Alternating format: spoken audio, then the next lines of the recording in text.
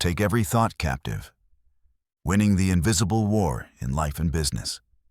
Imagine walking into a boardroom where every chair is occupied, not by your team, but by your thoughts. Some are encouraging. You're capable. You're called.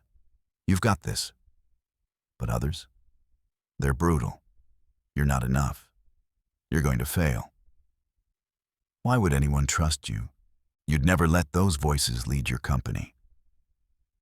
So why let them lead your life?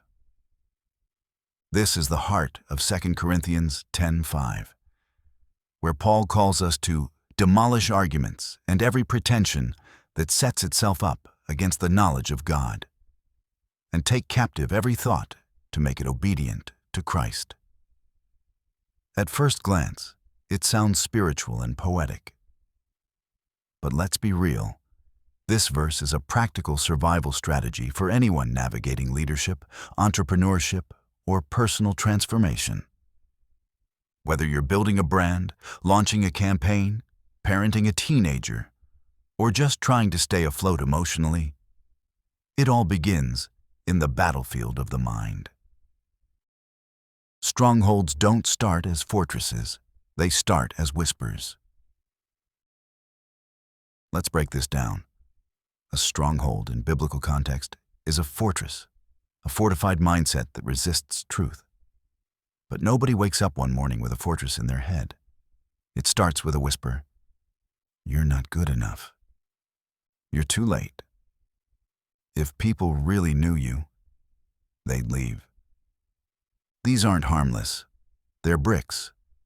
And every time we agree with a lie, we stack another brick onto a mindset that exalts itself above the knowledge of God.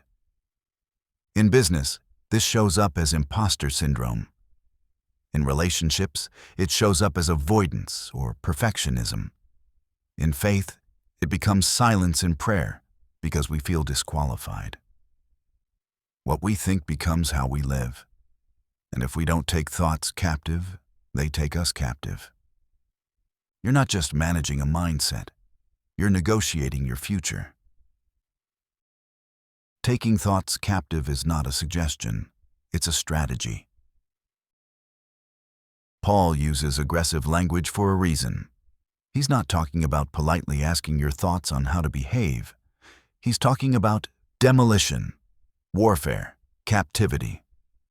Taking thoughts captive means catching them in the act, noticing the narrative before it settles in. Just like a cybersecurity system flags suspicious activity, your spirit needs to flag internal thoughts that don't align with your God-given identity. Let's use a practical analogy here. Imagine your mind as a CRM system. If toxic thoughts are leads, some need to be disqualified. They're not from your core mission. They're not aligned with your values. Letting them stay is like nurturing the wrong prospects. It drains your energy, pollutes your vision, and stalls your growth. In the same way we build automations to streamline business efficiency, we need mental disciplines to streamline spiritual clarity. The truth of God's Word is your framework. His promises are your lead qualifiers. His voice is the final say. And you can't afford to run your life or your business on unvetted thoughts. The cost of internalized lies. It's easier to entertain lies when we allow them to become a part of us. This is where emotional tension meets spiritual truth. Because many of us aren't fighting new lies, we're hosting old ones. Some of those lies have been sitting at our table since childhood. Others walked in when we got rejected, failed, or were overlooked. But here's the real tragedy. We build futures on foundations that weren't even true to begin with. If you believe deep down that you're unworthy of success, you'll self-sabotage just when things start going well. If you believe you're not lovable, you'll reject connection even as you crave it. If you believe your worth is tied to performance, you'll grind yourself into the ground just to feel valuable. In the business world, these lies look like burnout, toxic leadership, poor boundaries, and decision paralysis. And spiritually, they leave us disconnected from the very source that was meant to ground and guide us, God. So what's the way forward? Trade the lie for a living word. Jesus didn't say, "The truth will be inspirational." He said, "You will know the truth, and the truth will set you free." John 8:32. Let's get tactical. Here's how you do it. Name the lie. Get specific. I'm a failure. I'm alone. I'll always be stuck. Challenge it. Is it consistent with God's word? Would you say this to your best friend? If not, it doesn't get to stay. Replace it. Find the scriptural truth that speaks directly to that lie. Memorize it. Meditate on it. Speak it until it reshapes the narrative. Repeat daily. You don't win mind wars with a one-time sermon.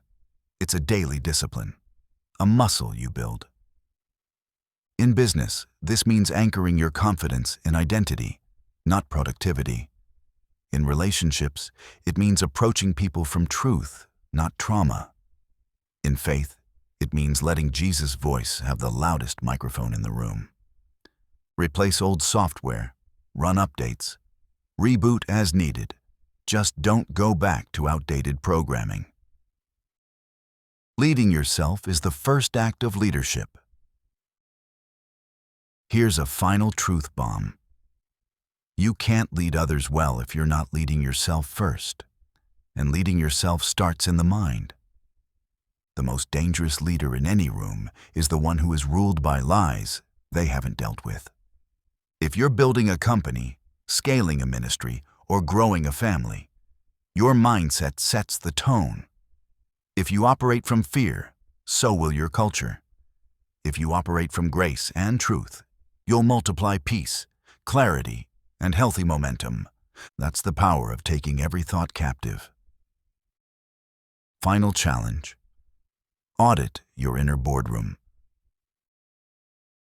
As we land this plane, I want you to reflect. Right now, not later. What voices are taking up too much space in your mind?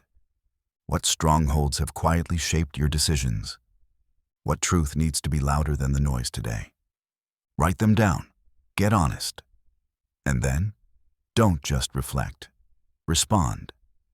Because a breakthrough doesn't come from knowing the verse. Breakthrough comes from living it. Take every thought captive. Don't negotiate with lies.